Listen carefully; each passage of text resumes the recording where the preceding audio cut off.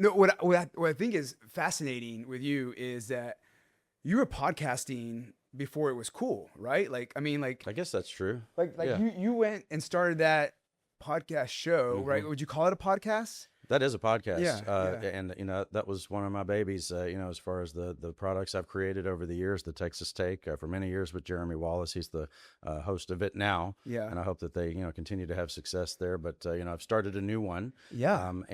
podcasting is great. Now, I mean, I was the OG in all this, right? Because I come from radio. Yeah. That's where I started, was in radio, and I wanted to be on the radio from the time I was 4 years old. Okay. So that's how I got into media in the first place. Okay.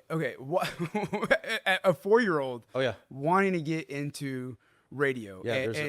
And I need to hear the story, but everybody that comes on the show, appreciate you being on here. Of course. Everybody that comes on the show gets a bio, but before we even get into the bio, we got to figure out what your coffee order was, and you kind of messed the whole thing up. Well, I was going to say, I ruined the whole show. I was going to tell everybody I ruined Hector's show. I come in here and he says, well, what's your coffee order? And I said, I don't drink coffee. Well, I meant I'm not drinking much of it right now. When I was, especially when I was in radio as an overnight news anchor in Houston, when I would be on the air from 10 p.m. to 6 a.m. Yeah. I would drink 3 or 4 pots Okay. a night. I mean, it was Okay. a lot of it. So I Okay. probably drank too much over the years. So I just backed off a little bit. I've got a little English breakfast here. Nice. So we can, we can. Cheers to you. We can toast to your podcast. Yeah. Well, you're still doing it. I thought you might be one of those people, and yes, one of those people that just never drink coffee or caffeine. Like no coffee, caffeine, no coffee. I was about to be very impressed. No, that's not it. I've needed a lot of caffeine over the years, but I've learned to regulate it a little bit. I mean, when they would say how much coffee do you drink, and they expect me to say 2 or 3 cups a day. Yeah. And I would say 2 or 3 pots, and that would be a whole different thing. So I had to back off some. All right. Well, Scott, thank you so much for being here. Everybody that comes on gets a intro. Okay. And let me read your bio. Scott Braddock has been called a lot of things. That's true.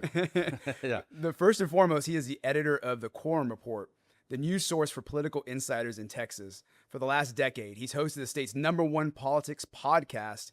His new show, Quorum Report Radio, is now available on all podcast apps. Scott's numerous media appearances include Fox News Channel, CNN, CBS News, ABC News, conservative radio talk, shows all over Texas, and more. For many years, Scott was the chief political reporter for the 2 biggest radio news stations in Texas, KTRH in Houston and KRLD in Dallas-Fort Worth. He's also been honored many times with the Edward Murrow and Associated Press Awards for investigative journalism, and received recognition for excellence and fairness in political reporting from the Texas congressional delegation. That's amazing. Yeah. Scott's from rural Texas. He grew up on a farm in Wharton County, made famous either by you or Drake in one of his albums when he talked about it, and later started his radio career when he was 16 in Brenham, spinning records, yes, records, and reading school lunch menus on the air. Those were the days. At 19, he began covering the news in Bryan College Station. That's God's country. Yeah. And the rest is history. Welcome to the show, Scott. Really appreciate you being here. It's great to be here. And as you go through that, I think about all the different things that were going on in my life at that time. When I started in radio, I was 16. That means that, I entered media 30 years ago this year, right? That's pretty incredible. That's after dropping out of high school. People will say, where'd you go to school? The last school I went to was Brenham High School. Okay. Dropped out to go be, a full-time broadcaster. That's what I wanted to do. Did you really? And to your question before, why did a 4-year-old want to be on the radio? Yeah. I've watched some of your interviews here with some of our other friends in Austin, and I enjoy listening to, the path that they took to get where they're at, right? Yeah. And it's unique for everybody. Yeah. Either the person is, someone who was going to be a door-to-door salesman or whatever else. I never did that, but I worked on a farm as a kid, and not when I was 4, but this was growing up in, the mid 80s. I mean, so in 1984 was when I would have first figured out some inkling that I wanted to be in broadcasting. Okay. That's when I was 4. My mother has it. There's a Polaroid picture of me that year at Christmas time, and I've got a little tape recorder that I'm holding in the air. I'm so excited about it. I was going to make my own little radio shows and stuff. And what it was, at that time, we didn't even have cable television, out in rural Wharton County, growing up on a farm. One thing about farm life, agrarian life, it's very isolating. Okay. You know, and I guess I didn't realize what a social creature I am. You know, as a little kid, I didn't think anybody liked me, but it's because I didn't know any people. I didn't know I didn't know anyone, and there was no one around. Yeah. You know, we had broadcast TV out of Houston and Victoria, Texas, and this was back when. I don't even know if you would remember this, but this was back when somebody would have to go adjust the TV antenna outside to be able to pick up the Yes. station. So if you point it this way, we get Houston. Point it that way, we get Victoria. Yeah. So my main connection to the outside world was the radio. Okay. I had my little transistor radio under my pillow at night, and I'd listen to that. And the people who were doing that, those voices, those disembodied voices on the radio, they sounded like they were having fun. Yeah. They were having a good time. Yeah. And that's how you know, that's how I came to know the world, you know, through the radio. And so for me, when we moved to, my father, he sold the family farm when I was 16 years old. Really? We moved to Brenham, Okay. Washington County, and I was so excited because they had a real radio station. This was KWHI 1280 AM, Yeah. friendly country, coming at you, George Strait, right now in the afternoon. And it was a full service station, so they had Rush Limbaugh in the middle of the day, and they had country music in the morning and the afternoon, and you know, cattle futures reports and stuff like that. And I had no entree with them whatsoever. I just went down every week.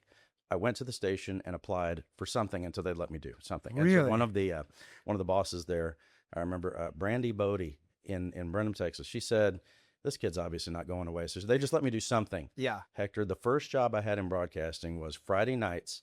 I didn't get to talk on the radio, but I was the guy who sat in the radio studio and pushed the buttons to play the recorded commercials during high school football games. Wow. Okay. And that eventually led to being the guy who would get up early on Saturday mornings and, you know, be the DJ, you know, the weekend shift. Yeah. And when I was doing that, the Friday night football stuff, very often I'd sleep on the couch at the radio station, get up at 5 a.m. the next morning and do the DJ shift that on Saturday. And that's how I got into it. And they let me do it. And I was so excited about it, learning how to do broadcasting, you know, in a professional setting. And so, you know, you get bored with whichever place that you're at and you want to move to the next thing. So eventually I left, and those were wonderful people. It was a small town radio station. You knew the owners. They were right there, not one of these big corporate conglomerates. I went to work when I was 19 in College Station at Aggie 96, KAGG, Madisonville, Brenham, Bryan College Station, all that. And when I was there, you know, and this was still doing disc jockey work. I was, you know, spinning records at Yeah. you know, Clint Black, George Strait, Shania Twain, whatever. And the boss came to me one day and said, "Hey, the guy who reads the news in the morning, he's quitting to go to work at KTRH in Houston, where I would work later." And he asked me, "Would you ever consider doing the news?" And when you grow up on a farm, and a man asks you to do a job, the answer is yes, sir. So I just said yes. And, you know, I already had interest in politics and public policy. I mean, one of the radio stations that I listened to as a kid was the station that the man who is now the little governor, Dan Patrick, it was the station that he still owns, KSEV in Houston. I used to listen to Dan Patrick. Did you and really? yes, and Rush Limbaugh was on his station, and I think at some point he might have had Sean Hannity and shows like that. Wow. And so I already had interest in, you know, the news and current events and things like that. But and were your it parents did okay appeal to with me. you stopping going to school Yes. to do it? They were okay? Well, Okay. so my mother, this is a formative thing. My mother realized, and my mother takes education very seriously. She has a doctorate in 17th century literature. Wow. And she did a lot of work to you know, get her education. She actually built an English department up in the University of Arkansas system, where she's retired now. But she moved around the country for that. I moved around the country for radio eventually. But my mother busted me out of school. Basically, here's what she did: she was working at the Wharton County Junior College, Okay. and she had become the student services coordinator. Mm-hmm. And she knew I was miserable as a student.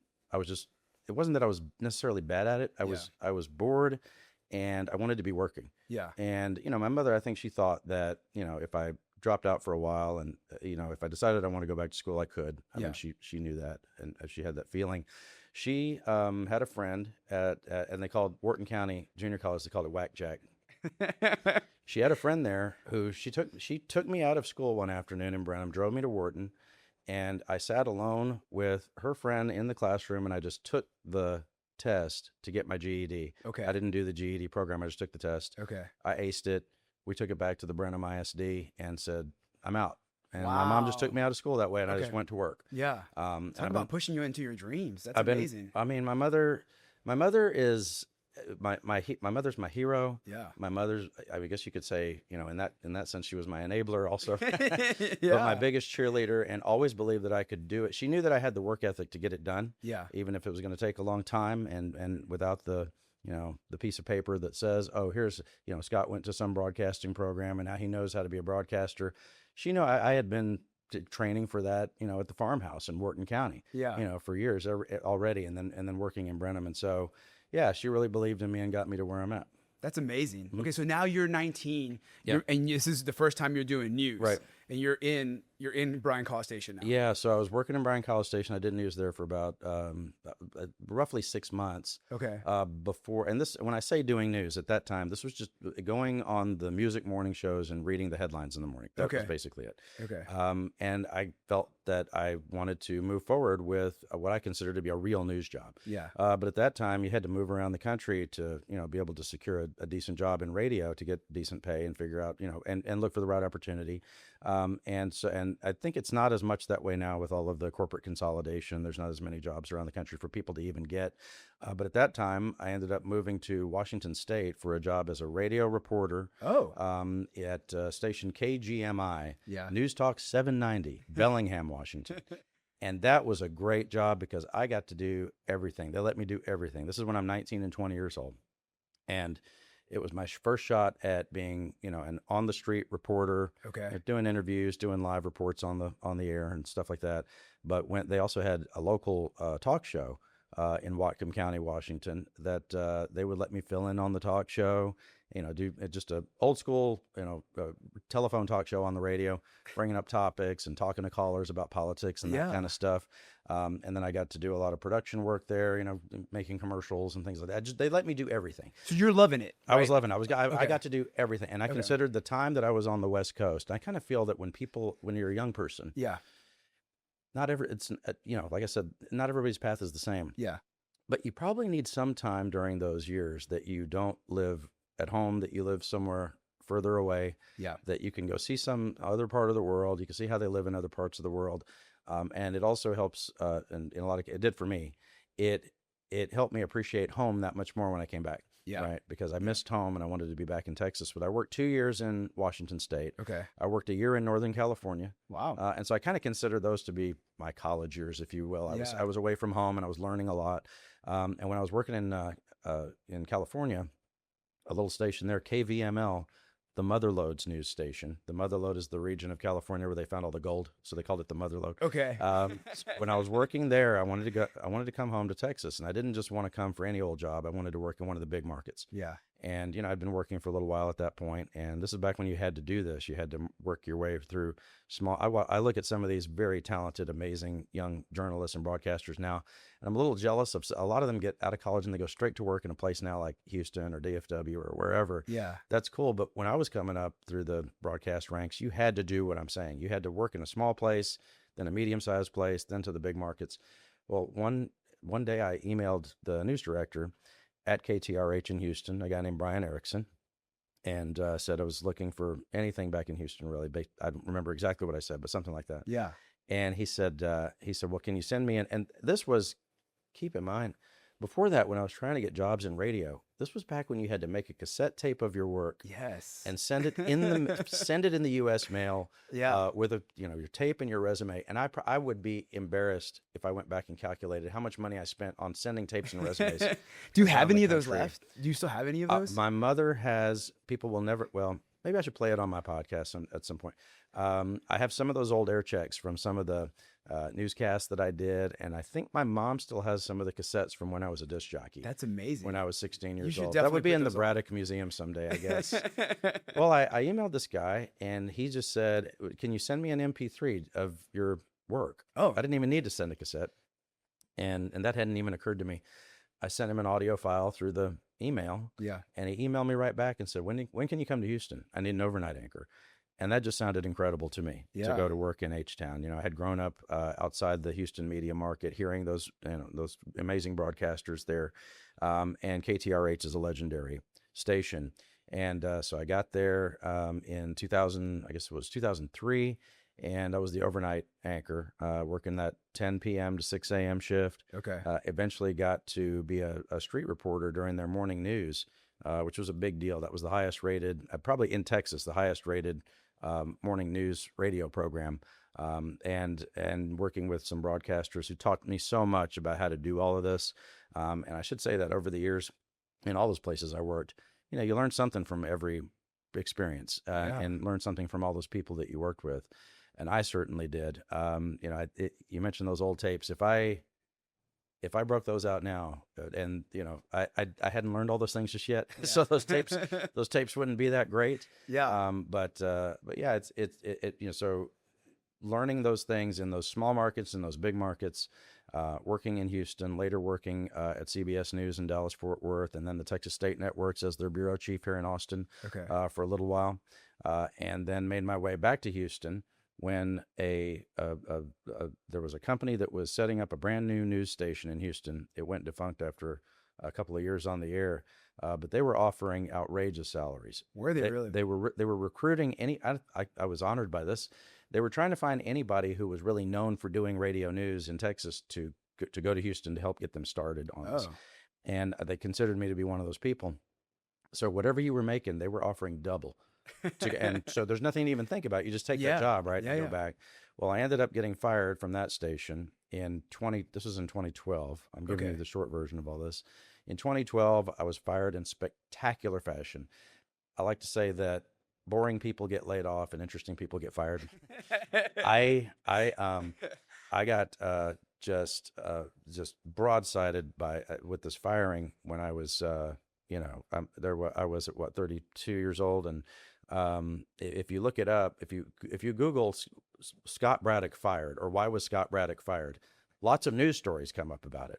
It ended up being a political controversy. It was somewhat linked to an interview that I had done with a live interview on the radio I had done with a woman who was grappling with the state's abortion restrictions. Okay. And it ended up being controversial. I thought that sort of the good thing about it for me was that, and again, I was depressed, had been fired from radio, and all I ever wanted to do was be on the radio. And there's no reason I couldn't have gone back into radio, but I ended up not doing that, and I'll tell you why. But what was really gratifying was that it was controversial, but Republicans and Democrats, liberals and conservatives, were all on my side. They thought they thought the radio station was wrong for firing me. There were groups like Planned Parenthood who were protesting against it, and the Harris County Republican Party was calling for a boycott of the radio station because I had been fired. Wow. So people in the political space thought I had been fair about everything. Yeah. It was this corporate media entity that I worked for that, handled it a little bit differently. But at that time, I started doing some things that were a little more unconventional. I got involved with a business publication in Houston where I started really digging into writing more because I'd never really done that until around 2011, 2012. Okay. A lot of people now know me as a writer. Yeah. But I hadn't even done that till then. I was always a broadcaster. So I was writing for a business publication in Houston, and one of my good friends, Mr. Harvey Kronberg, the publisher of the Quorum Report, he and I were talking, and I'd gotten to know him over the years. He was a guest on my radio shows. And, I could call him for advice about what's going on in politics in Texas. He also introduced me to a lot of. He's I think of him as sort of my political father, my mentor, the main guy who's taught me so much over the years, the decades that I've known him. He also introduced me to so many of my other mentors, on the right and left, of people who are not with us anymore, like Harold Cook. You remember the great Democratic strategist, great sense of humor, and really knew just everything about that brand of politics in Texas. To Royal Massey, who was the political director for the Republican Party of Texas, one of the people who built the GOP in the state. These guys who taught me so many things. Harvey and I were talking in 2012, and he said, if you're not, too busy with the other stuff you're doing, and you can keep doing that stuff, I don't care. But what do you think about coming and doing the 2013 legislative session at Quorum Report? Get into writing about politics and be at the Capitol. And that sounded like a blast. So I was still living in Houston. Okay. I came back to live in Austin. I had lived here once before at that point, and came back to Austin in 2013 to do that legislative session. Okay. And some of the Capitol folks will remember that there was a guy who used to work for Harvey, a great guy, great reporter, sweetheart of a guy. John Reynolds had been with Harvey for a few years and was sort of his main reporter at that time. He was his main reporter at that time. Well, I did the legislative session with Harvey. That was the year that there were multiple special sessions, including the Wendy Davis filibuster and all of that. Got to cover some legendary moments and at in politics at the Capitol. Well, John went to go work at the Texas Tribune. Okay. And Harvey called me to his office one day. Now, he called me to the office, and I didn't know that John had left yet. Yeah. And he called me to the office, and he says, "Hey, listen, I can talk about this now because this is way in the past." But he said, "Listen, don't tell anybody this, but John's going to go work at the Tribune." So, when he called me to the office, I thought he was going to let me go because our original agreement was just I was going to do that one session and then I was going to leave. Yeah. Instead, it turned into this conversation about staying on at the Quorum Report, writing about campaigns, writing about what happens at the Capitol, and just doing it, with to be determined. Like we'll figure out how long I want to do this. So that's in 2013.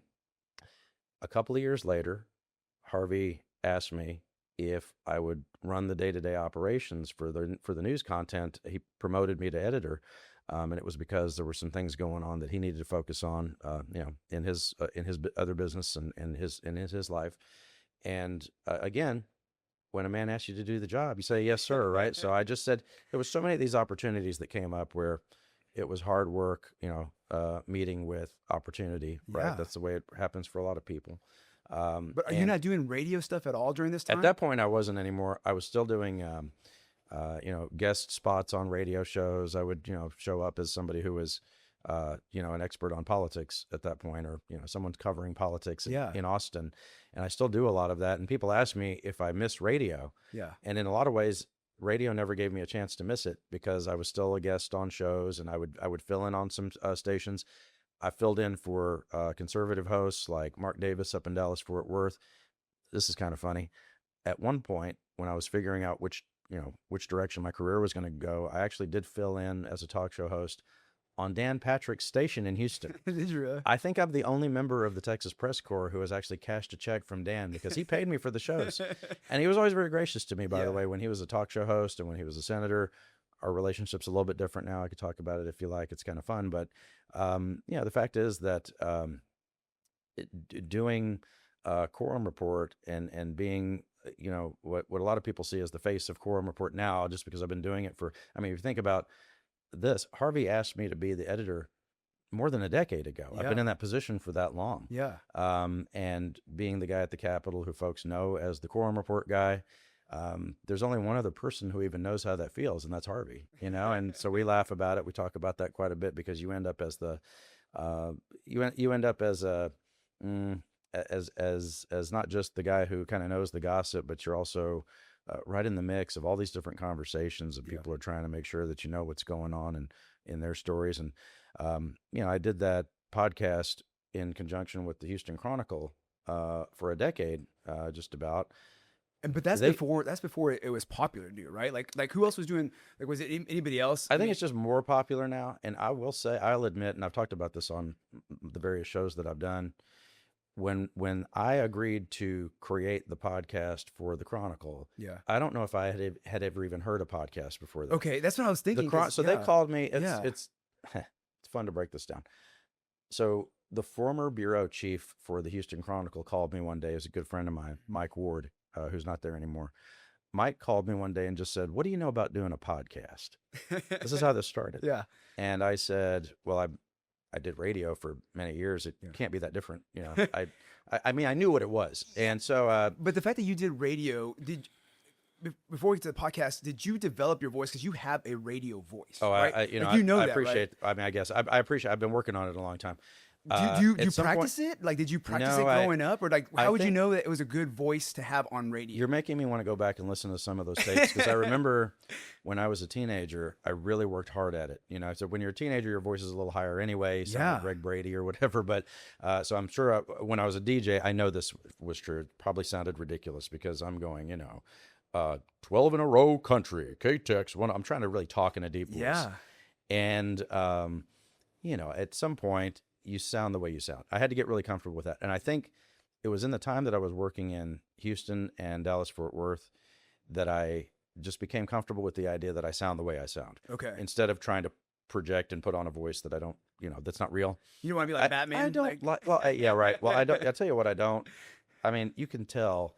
You listen to a lot of, I don't want to call anybody out by name, but you listen to a lot of sportscasters or newscasters or people who are on the air, some talk show hosts, and you can tell they're putting on a voice. They're doing a broadcast voice, right? Yeah.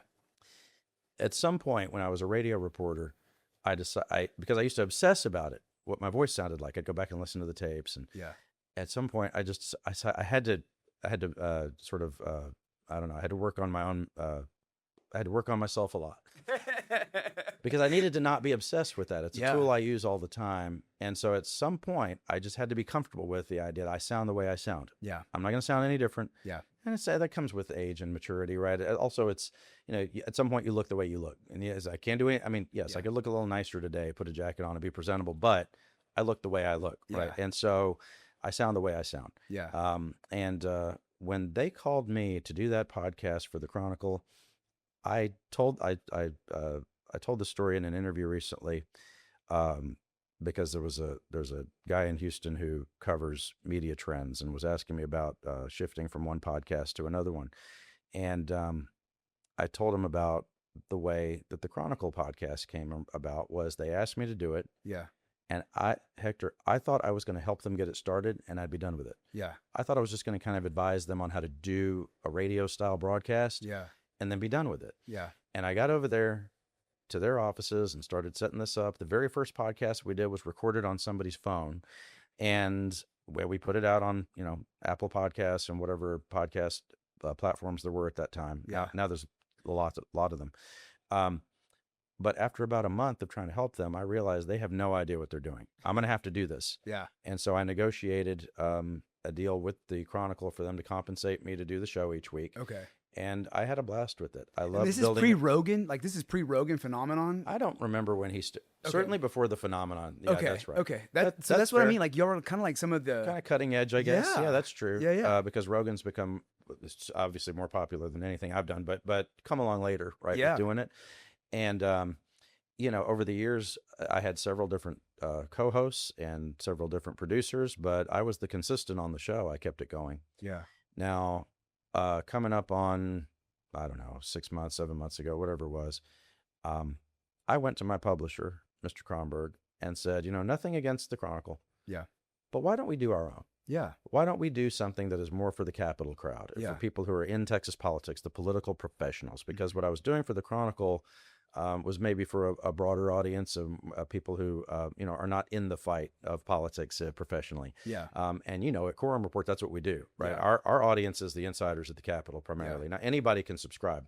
We'll take anybody's money, but it all spends the same. But what I find in doing Quorum Report and the Quorum Report radio podcast is that, it's primarily for those people who are the combatants in politics, but there is a broader audience that's interested in that, right? Yeah. So they want to check it out. Yeah. But I really wanted to focus in on that. It's a show for the insiders, the people who do this for a living. I don't have to dumb it down for them at all. I don't have to be treetop in what I'm saying. I can get into it, politics and public policy. Yeah. And it's the things that they want to hear about, and I can be responsive to that audience. And I think that, one of the things that I'm proudest of the most, if not the most proud of this professionally, is I have an audience that trusts me. Yeah. An audience that trusts me, and it's across ideological lines, the liberals and conservatives. How do you build an audience that trusts you? It's experience and doing the work, and there's no substitute for doing the work. Okay. There are so many very talented journalists who are working in this space in Texas politics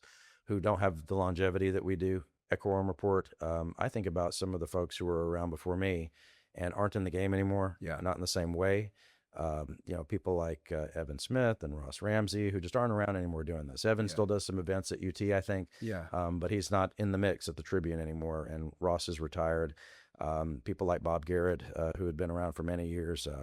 I think about Christy Hoppe, who was there at the Dallas Morning News, and Wayne Slater, who passed away a few years ago, tragically in a car accident. But some of these people who taught me so much about doing all this. Yeah. And I'll tell you this morning, I had a conversation with a source on a story who has never really interacted. This person said, I've never really interacted with y'all at Quorum Report or with any journalist, really. They're asking me, how does this work?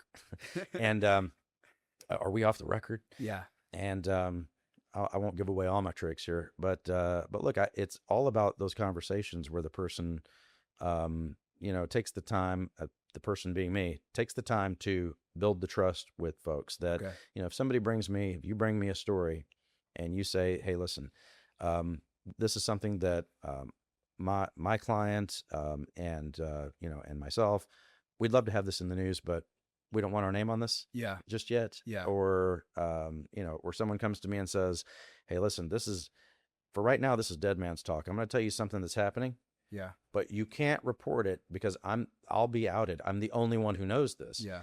A lot of times they might be telling me that because it speaks to something that's going to happen. Okay. So that I'll be ready for when that thing happens. Yeah. But the only way to gain people's trust, to have them come and say, hey, I'll entrust you with this information as long as I'm safe. Yeah. That just takes time and doing the work. It has to be the case that you've done it many times. Yeah. And that you have a reputation for that.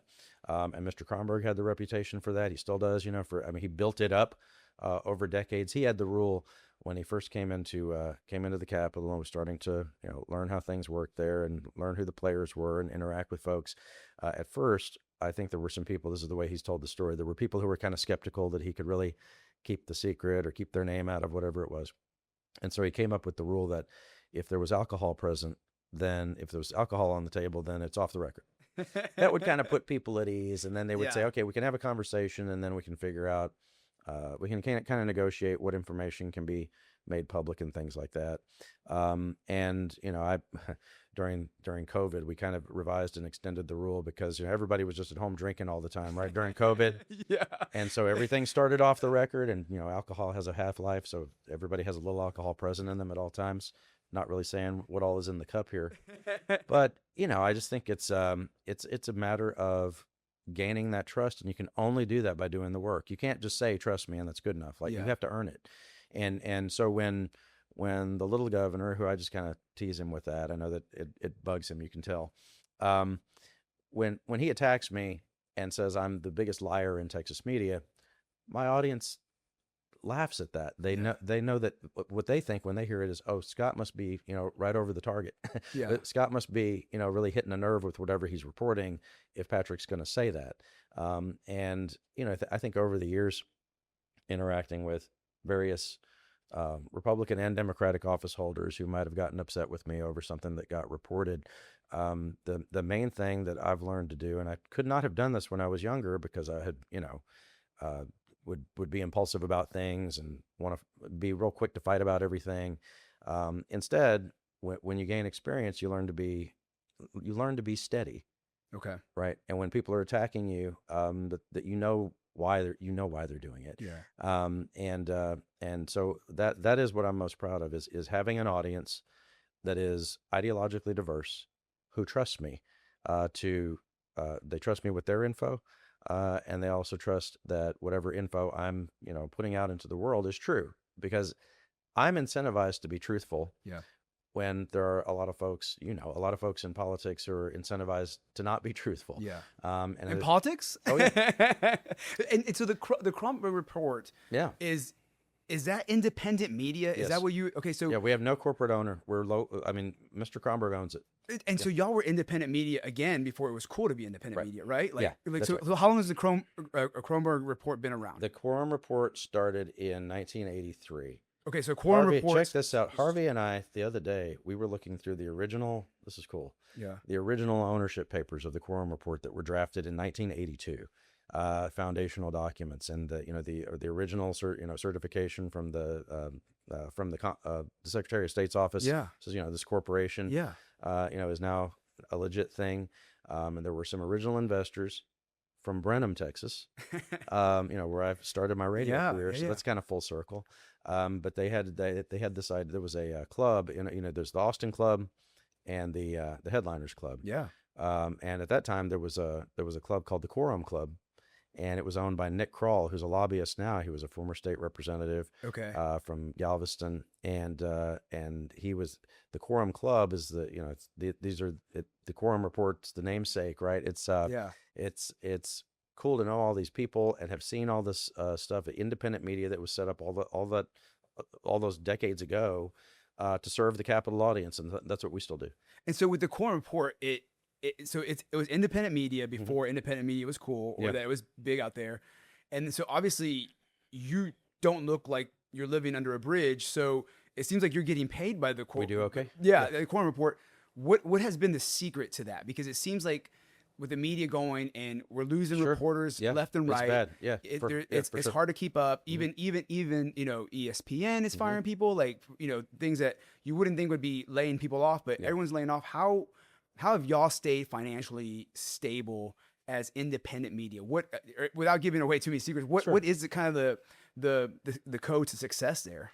I think it's finding the audience that is interested in what you're covering and super serving them. Okay. I mean, for us, we've always considered ourselves a niche publication. Okay. The people who, as I said, it's the combatants, it's the lawmakers, it's their staffers, it's lobbyists, advocates, political consultants, people who work in that space.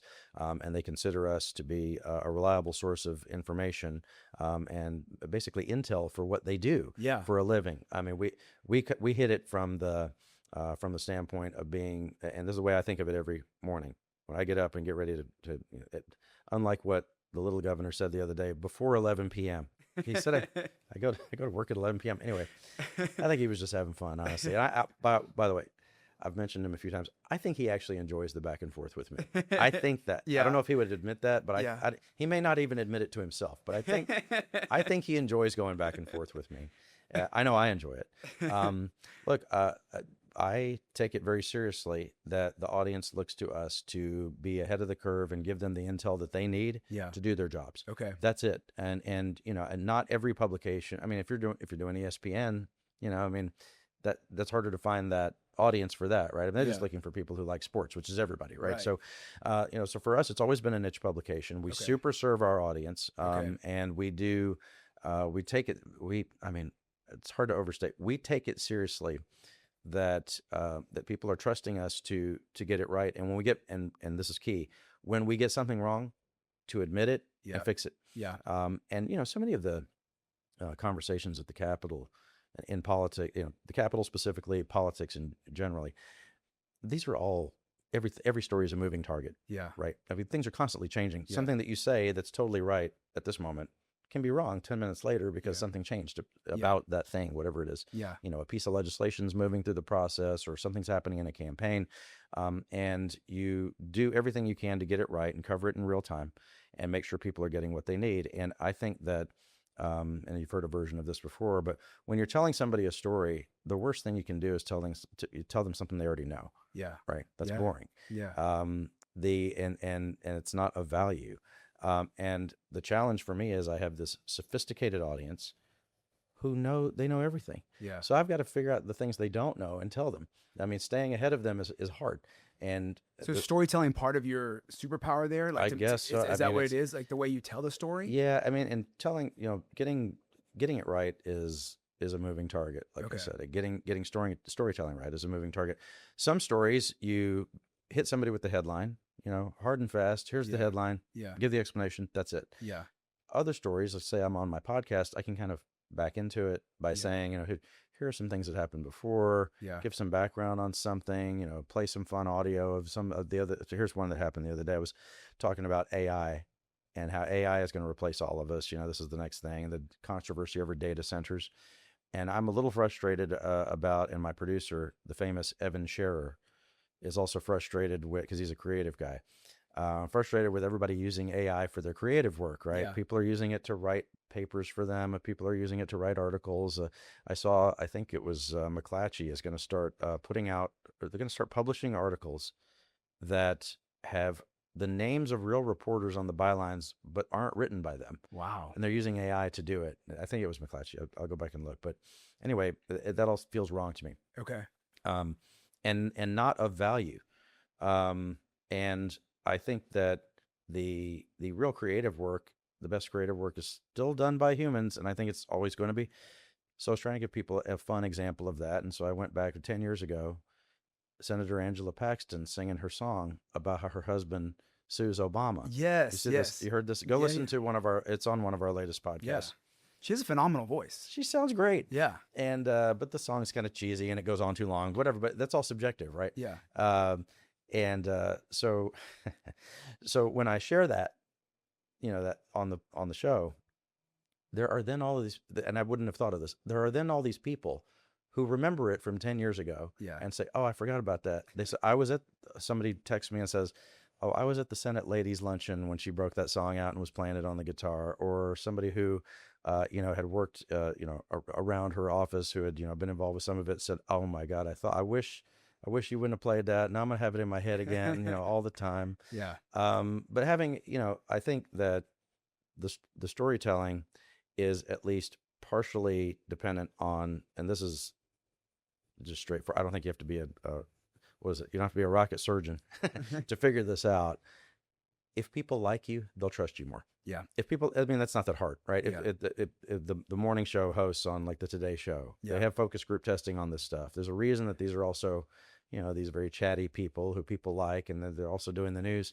If people like you, they'll trust you more. Yeah. It's one of the reasons when I get called a liar by some people, my audience doesn't believe that because they know me. Yeah. They know I'm not a liar, right? And so being able to have fun with it and, and not being so stuffy all the time, it's key, I think, because even though we're covering, and I think this is right, it's worked for me. Yes, we are covering things that are very important. Some things are life and death, right? Some of the things that come up in politics and public policy. But if at the same time, as we're covering all of these different issues, if we don't have some sense of humor about it, we're not going to last very long at this. Yeah. It speaks to being durable. That, when I was younger, like I said, I'd want to fight everybody about everything. And I want to tell you, I was right and you're wrong. Yeah. Now I take a lot of delight in it when I find out that I was wrong about something. And the day I stop learning from my audience, and I'll stop doing this. Well, and in your time as a journalist, what do you think has been the biggest disruptor for the media? Like, why are we where we are now, where people are getting laid off? What is your take on what has been the biggest disruptor for the media? That's a good question. There's always been, a struggle by a lot of media to be profitable, right? I mean, that's not new, right? Okay. We've seen layoffs going way back. I remember working in Houston.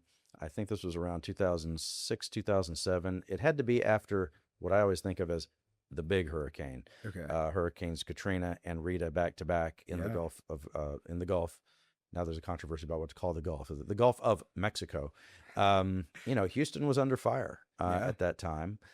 In big ways. Hurricane Katrina sent 300,000 people from Louisiana to Texas, right? And a bunch of them, found their homes in Houston. At that time, we had, I think, 20 radio reporters at KTRH. Okay. In the time that I was there, corporate ownership cut the newsroom in half twice. Really? Yeah. It's two big rounds of layoffs that I was there for. And I wasn't one of the people laid off. Like I said, I get fired. I don't get laid off, or I just quit. But I know this may sound a little harsh, but when those layoffs happened in Houston, I can remember exactly all of the people. I can see their faces. These were friends and colleagues. Yeah. They got laid off. And one of the thoughts I had at the time was that the people who were let go were the ones who a month before that or 6 months before that had been asked to make a real effort to, create more multimedia product. Okay. We were doing radio, okay, but this was about the time everybody started to be expected to also have a website and write an article for the website that goes with the broadcast version of the news story. Yeah. And the people who were always bitching about having to do that kind of work are the ones that they cut. Okay. Right. I mean, I didn't have to be that smart to figure that out. So for me, I thought, okay, I'm going to embrace all of this. Yeah. And I'm going to think of it. Other people have said this too. I'll think of the skill set that I need like a Swiss Army knife, right? Like I need to have all these different tools at the ready, and it may not even be that I use them all every day, but I can do it if I need to. So the way I think about, about my career now is if I need to jump on a TV show, I can go do that. If I need to do radio, I can do that. Do the podcast, I can do that. Write an article, I can do that. go speak to a business group, I can do that. I think that I think for young journalists, they have to realize, not most of them do, they're trying to acquire all these skill sets. I mean, people are quick to trust what's on social media, and don't they can be just completely made up and isn't checked by anybody. And then they'll be so skeptical of something that's in mainstream media, that's put out by a journalist who did their best to try to get the thing right. Yeah. What we're always trying to do is search for the best attainable version of the truth and get it out there for people. It's difficult. I think that there are a lot of folks in traditional media and mainstream media who have an idea that media is supposed to just be neutral all the time. Yeah. And I mean, I know why they think that, but that's not the history of media in the United States. Yeah. It's a fairly recent development that you have news stories that appear in a newspaper where all the reporter would do is talk to one side and talk to the other side and print both sides and let the audience figure it out. Yeah. That came from media consolidation. That wasn't because of some journalistic ethics thing. Okay. That it used to be the case that in every town in the United States, just about, they had at least two newspapers, right? Yeah. And one of them was the Democratic newspaper, and one was the Republican newspaper. Yeah. One was more liberal, and one was more conservative, and everybody knew that. Well, the one truth about that is that for the more right-leaning newspaper, they had one set of advertisers, and the more left-leaning newspaper had another set of advertisers. Yeah. Well, when everything when you had consolidation, one newspaper would buy the other, or one just went out of business. Yeah. Now you have one newspaper town. Yeah. Now that one newspaper is trying to get all of those advertisers. So that's when the bosses at those papers started going to the reporters and saying, hey, listen, don't take one side or the other. Yeah. Try to just include both sides, play it down the middle, and we'll put the news out that way. Yeah. That was a business that was driven more by business than by anything that has to do with journalistic ethics. So, I don't think of my job as one where I'm supposed to be neutral. Yeah. If people are just now figuring out that I have opinions about things, then maybe they're paying them too much. But my main bias is toward the truth and telling the truth, and sometimes that gets you in hot water with some people. Yeah. But we have an audience, again, that we've cultivated a relationship with that audience over the years, and they trust us. And it may be that there will be fewer jobs in journalism. I know that's the case of people, like you said, people are getting laid off. Is that strange for you to be at the Capitol and you're seeing less and less of your brethren out there? Yeah, there's less vibrant. There's not as many people, and the people who are there are super talented, and they're doing a great job. Yeah. And I know a lot of them are doing really incredible work with not a lot of resources. I see these TV reporters now who do everything. Yeah. It used to be that a TV reporter would show up and they had a cameraman with them and maybe a sound guy too, and they're going around with like a mobile studio. Yeah. And I guess they call them backpack journalists now. They just they do everything. There's a guy who holds the camera and will interview me about something, and then turns around and shoots the video of himself doing the news story. And they're just doing incredible work. Yeah. And they just don't have the resources that they need. And if I come up with the fix for that, I'll be a much more successful media mogul. But I haven't figured it out just yet. And so, what are y'all gonna do, or what are y'all doing to future-proof the Quorum Report? Because obviously y'all are still going. Is there new things that y'all are coming up with? Like you were talking about, like adapting and coming up with new products. Are y'all in that process as well? Is that in the works, or what are y'all thinking about as far as future proofing? We are, and I think a lot about the ways in which, and I think I'll be able to reveal some of this later. So I'm not going to answer the whole thing. I'll do my best right now. One thing that we're known for, and that our audience relies on us for sure, maybe even more than our in-depth analysis and our historical perspective on things, is being the breaking news leader. Okay. So there are some things that I'm going to be announcing, and Mr. Kronberg is on board. Some things that we're going to be doing to do a better job of that. Okay. Because right now people, they know if they go to quorumreport.com, I'll do the free plug. quorumreport.com, if you click the free sign up button right there, I mean, you're going to get those emails. We don't bug you with BS. We're only going to, put something in your inbox if it's something you need to know as a political professional. Yeah. We're on social media as well. We've been doing that. But I will say, this is just something that I've observed over the last couple of years.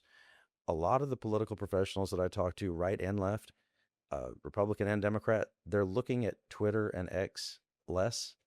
They're still there, but they find it to just be a lot of what's there is really offensive. I mean, people are tweeting AI porn pictures and these kind of things that you don't want to be looking at during a meeting. So Yeah. people are looking at it less Yeah. for a lot of reasons. Yeah. And they appreciate that I kind of patrol the Twitter streets, that I watch and see what's being said, because a lot of our office holders, do announce things there and have conversations there. Yeah. And so sometimes that ends up in some of our coverage. So they appreciate that we watch it for them, in a lot of ways. Yeah. But I will just say that, we can do a better job, and we will be doing a better job of getting people the information they need in a more timely manner, because as you said, everything's constantly changing. Yeah. And if you don't, as with the old saying, if you don't adapt, you die. Yeah. And what advice do you have for PR and comms folks that are working with you and want to get their, like you said, they'll get their client story out there? Because obviously by now you have quite a great BS meter,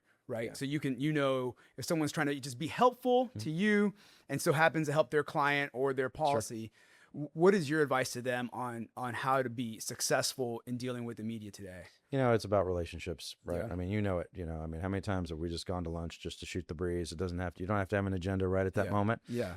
Everybody knows.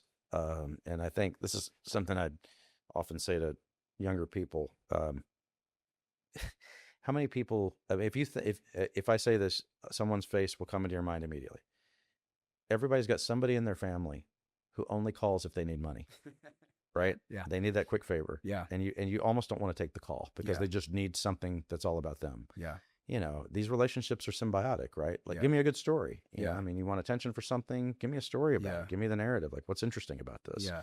Another question that comes up all the time related to that is, how do you pick your stories, right? That's part of the question. How do you pick your stories? How do you decide what to cover? Yeah. Because that's one of the greatest indicators of bias of all, right? I mean, you turn on MS Now or Fox News Channel, and it's not that they're covering the same story different ways. They're covering completely different stuff very often. Come at me with some, build that relationship, whether that means, having lunch, going to get drinks, just sitting on the bench at the Capitol and shooting the breeze about what just happened, in a committee meeting or something like that. Always want to hear those conversations. And a lot of times there's a lot of information that I'll glean that I don't necessarily use right then. Yeah. But then something will come up about that thing. Yeah. And I've got at least some level of education about it before I go writing about it, talking about it, putting it in the news. Yeah. And so I think it's about constant relationship building. And you know how people will kind of, in a derogatory way, they'll say, it ain't about what you know, it's who you know. Yeah. I'm like, as if having those relationships isn't work. Right. It's constant work, right? And Right. and the best PR people that I know are the ones who are constantly working those relationships. And it's not always that, hey, they're calling for a favor. They're calling just to check in, see what's going on. People in the lobby are that way too. They just want to call and gossip. Yeah. And we'll kind of sit there and compare notes and figure out, okay, you'll call me up and you'll say, hey, what are you hearing about this? And we'll go back and forth of, I'm hearing this, you're hearing that. And it may not even be that you're pitching me on a story. But then when you do decide to pitch me on a story, we already have that history. Yeah. And so I'm going to trust that. And look, you said, maybe it's that you're trying to get attention for your clients, or, they might be BSing me into thinking it's a good story, but those aren't necessarily mutually exclusive either, right? Like you can have a good story for me, and it can be good for your client, Yeah. So so I view it that way. I know that not all journalists view it that way. Everybody's different. I know there are some journalists who will say nothing's off the record. Everything is on the record. Well, that's not how I operate. And you also need to know who you're dealing with. I mean, you need to do your homework as well on which journalists you're dealing with and what their style is or what their background is. Find the right venue for your story, right? I mean, there's sometimes that there's stories that I've done this many times. Someone might come pitch me a story, and I would say, jealously, yes, I could write about this for Quorum Report, but you know what? That particular story might be better for y'all if it was in the Houston Chronicle, or it might be better if it was in the Dallas Morning News or in the Austin Business Journal, depending on what it is. Yeah. And I might send them that way. Yeah. Or I might say, hey, you ought to call. And as pretty close to a one-man shop as we are, Harvey writes columns, and he's engaged at the Capitol again after kind of stepping away for a little bit, and I love seeing him do his He does his weekly TV interview with Karina Kling, with the old show that Karina Kling was on, and now James Badagon, who I think you had on as well. Yeah. It's great. He's really engaged again, doing his TV stuff, writing his columns. I've got a reporter, James Russell, who does a wonderful job for me. He likes to roll up his sleeves and really cover different issues. And sometimes I'll send somebody, a PR person might come to me and I'll say, hey, you know what, I'm going to copy in James on this, and he'll handle you on this. And if you want to keep me in the loop, that's great. Yeah. And sometimes it might be a conversation that the person should have with Harvey, so I'll send them that way. But day to day, I'm kind of doing almost everything, and I only have so much bandwidth. Yeah. So it is the case sometimes that I will say, hey, and I've done a decent job, I guess, of building relationships in media around the state, that if there's somebody coming at me with a story in Dallas, maybe I send them to Jason Whiteley at WFAA, or if someone has something that they want to get attention about, and it's not just all about me. It may be that there's a better venue for them somewhere else. I'll do that. I'll send it over somewhere else, or at least try to give them some advice on how to get it out there if it's not something that I can handle. But I always want to hear this. I always want to know what's going on. I always want to have the story. And so, I think it's about building those relationships and maintaining them over a long period. That's great, Scott. Thank you so much for stopping by. I know you're super busy. You're getting ready for the runoffs. I'm ready. And everything else. But I really appreciate you being here and being on our show today. And where can we find you? They can go to quorumreport.com. That's it. Just go there. Don't worry about the social media or any of that. I tell people I don't even if I didn't, this is true. And some people might be surprised by this. If I didn't need to be on social media for work, I might just delete all of it. Just go to quorumreport.com, but I'm at Scott Braddock on all the different stuff. Okay. Thanks, Scott. Really appreciate you being here. Good to see you. Good to see you too.